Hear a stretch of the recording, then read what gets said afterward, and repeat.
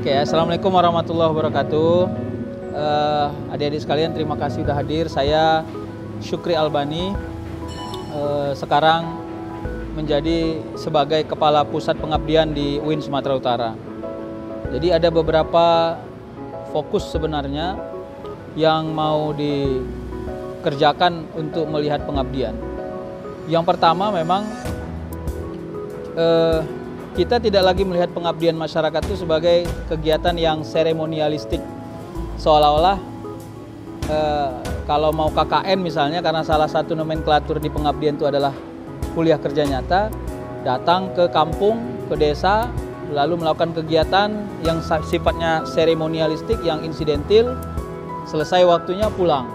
Tidak ada follow up, tidak ada kesan, tidak ada keberlanjutan. Nah, selama ini ada kesan seperti itu. Padahal salah satu nomenklatur akreditasi kampus adalah bagaimana kampus melakukan tridharma perguruan tinggi yang di dalamnya ada pendidikan, itulah kelas belajar. Yang kedua ada pengabdian, yang ketiga ada penelitian. Pengabdian ini harusnya sifatnya berbasis kebutuhan masyarakat.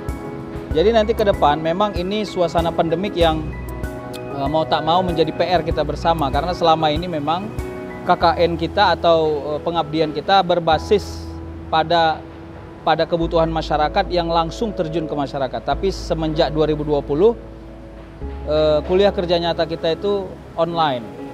Nah, tapi walaupun kuliah kerja nyata kita online, kita tetap harus punya frekuensi yang tegas dan jelas untuk melihat KKN itu sebagai satu wujud pengabdian yang konkret di tengah-tengah masyarakat. Jadi ke depan UINSU, ya khususnya tahun 2021 ini kita akan merancang KKN berbasis produk, yang nanti basis produk ini adalah melihat kebutuhan masyarakat di desanya masing-masing, lalu sifatnya riset.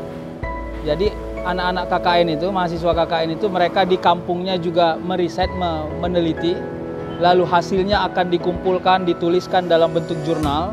Tidak lagi melaporkan laporan KKN 100 sampai 200 halaman tentang aktivitas sehari-hari, tapi lebih kepada apa yang mereka temukan selama sebulan mereka melakukan pengabdian di masyarakat tentang satu, perkembangan sosial keagamaan masyarakat.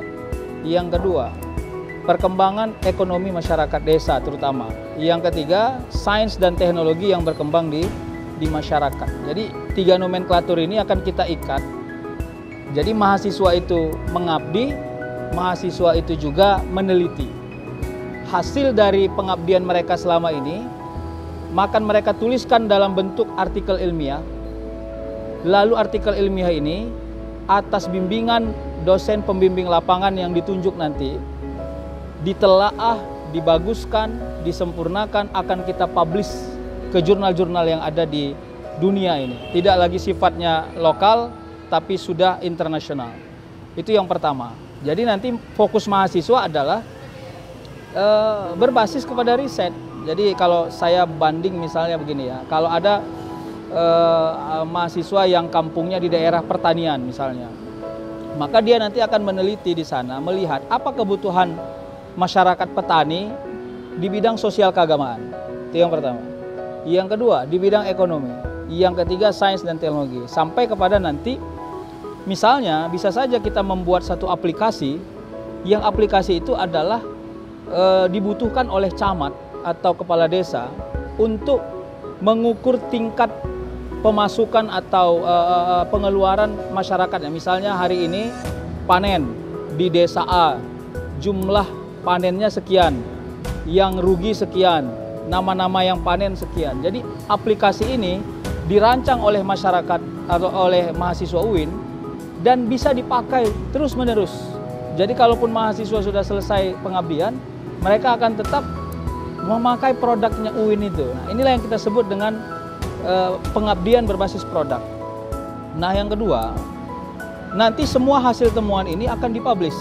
Nah, jadi dosen pembimbing lapangan tidak hanya kerjanya mengunjungi mahasiswa di lapangan lalu pulang, tapi mereka sebagai pembimbing penulisan artikel ilmiah juga termasuk tempat bertanya oleh mahasiswa KKN, mahasiswa pengabdian, apa yang perlu dijadikan masukan, apa yang perlu dijadikan terapan, sehingga akhirnya semua kegiatan itu sempurna.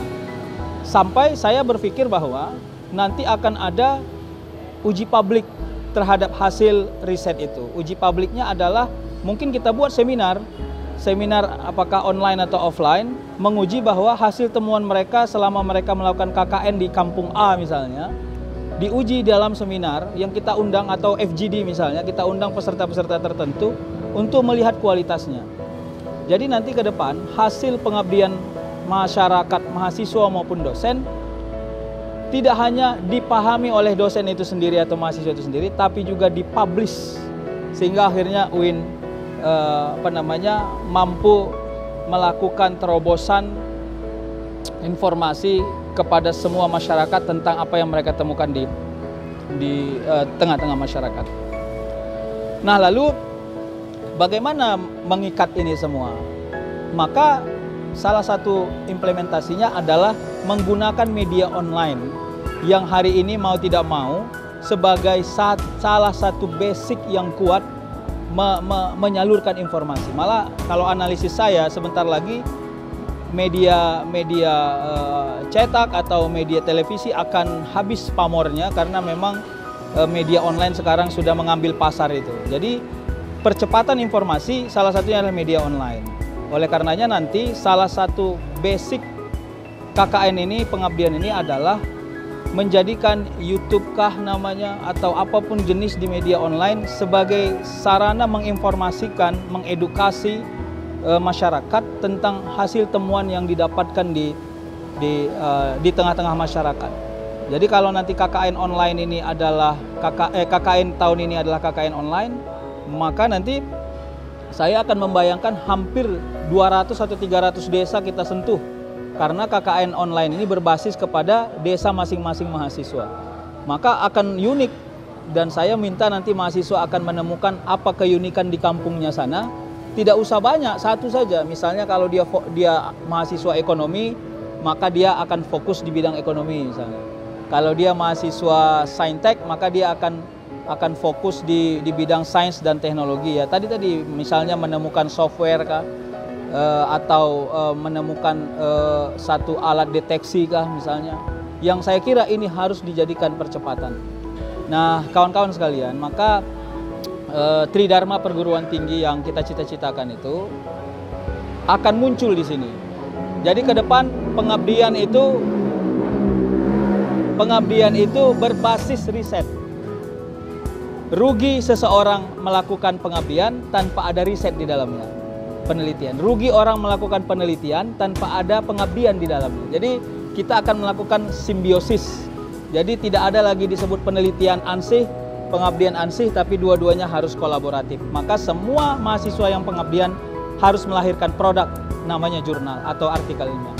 Nah, yang kedua, saya akan fokus menyarankan ya kepada UKK-UKM di UIN, ya, apakah itu Mapasta, pencinta alam ya, apakah itu resimen mahasiswa, apakah itu Palang Merah, apakah itu Dinamika sebagai media di kampus misalnya, dan seluruh UKK-UKM yang ada di kampus untuk ikut terlibat dalam pengabdian mandiri yang mereka lakukan. Jadi kalau mereka punya anggaran yang diberikan oleh UIN, maka dari anggaran itu harus ada satu slot untuk pengabdian mandiri, yang pengabdian mandiri itu langsung bersentuhan kepada masyarakat dan tetap outputnya adalah produk. Nah, outputnya adalah produk. Ini yang mau kita sarankan, termasuk HMJ. Jadi saya akan membayangkan secara koordinatif, saya nanti akan berkomunikasi melalui Wakil Dekan 3, diteruskan kepada Demaf dan Semaf, agar semua kegiatan pengabdian mahasiswa berbasis produk. Tentunya karena UIN Sumatera Utara memakai paradigma Wahdatul Ulum. Wahdatul Ulum ini adalah satu paradigma yang dirancang oleh rektor kita kali ini, Profesor Sahrin, untuk tidak memisah-misah mana ilmu A, ilmu B, ilmu C. Dia mencoba mempola integrasi. Jadi kalau mahasiswa saintek misalnya mampu membuat software, ya, maka software yang dia buat itu harus punya paradigma ketauhidan atau keislaman. Saya pernah membayangkan misalnya begini, selama ini ada software tentang menemukan hadis. Sekarang kolaborasi antara mahasiswa Usuluddin dengan mahasiswa sains dan teknologi membuat satu software misalnya menemukan atau mencari hadis-hadis dhaif yang software itu tidak hanya mampu digunakan oleh orang yang paham bahasa Arab, tapi software itu bahkan orang yang non-muslim pun pandai menggunakannya.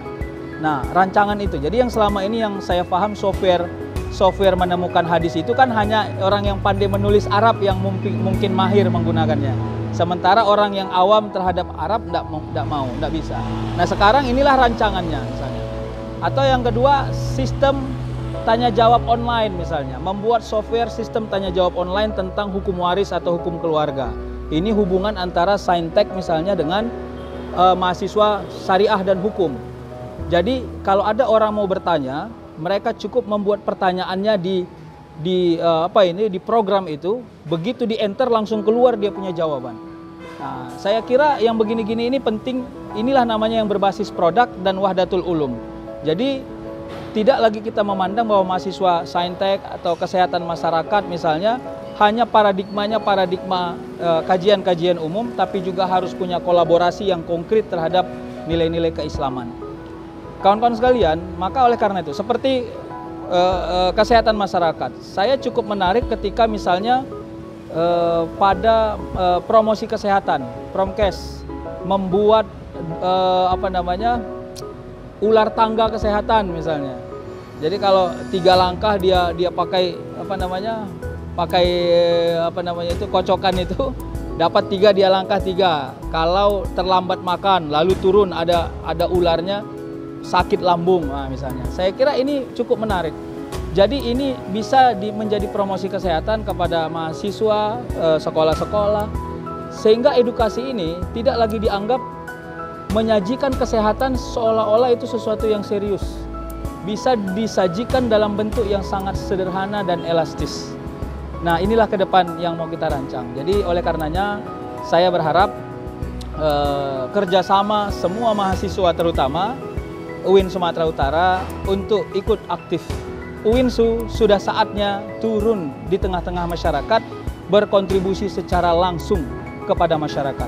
Saya justru memahami, ya, mahasiswa UINSU sebenarnya sudah melakukan pengabdian secara mandiri, ya, mulai dari menjadi marbot di masjid atau di musola, mulai dari penjaga masjid, pengajar maghrib mengaji, mengajar les tambahan. Sebenarnya mahasiswa UINSU sudah melakukan pengabdian secara mandiri di tengah-tengah masyarakat.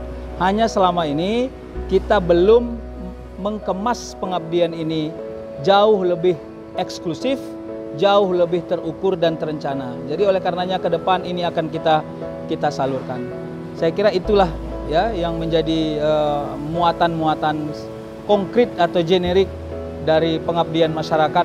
Ya, mungkin 4 tahun ke depan, mudah-mudahan ini bukan hanya menjadi sarana untuk kepentingan UIN menuju akreditasi unggul dan menerjemahkan paradigma wahdatul ulum di tengah-tengah masyarakat, tapi juga ini menjadi bukti nyata bahwa mahasiswa dan dosen UIN Sumatera Utara berkontribusi kepada masyarakat. Saya kira itu, terima kasih. Mudah-mudahan manfaat. Billahi taufiq wal hidayah. Assalamualaikum warahmatullahi wabarakatuh.